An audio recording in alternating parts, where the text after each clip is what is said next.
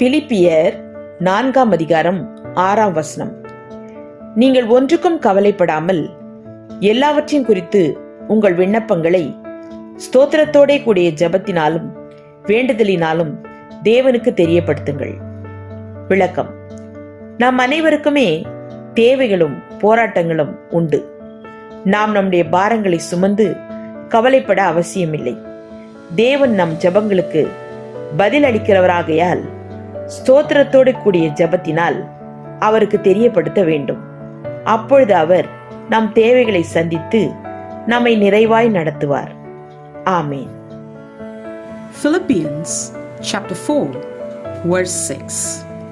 Do not be anxious about anything, but in everything by prayer and supplication with thanksgiving let your requests be made known to God. Amen.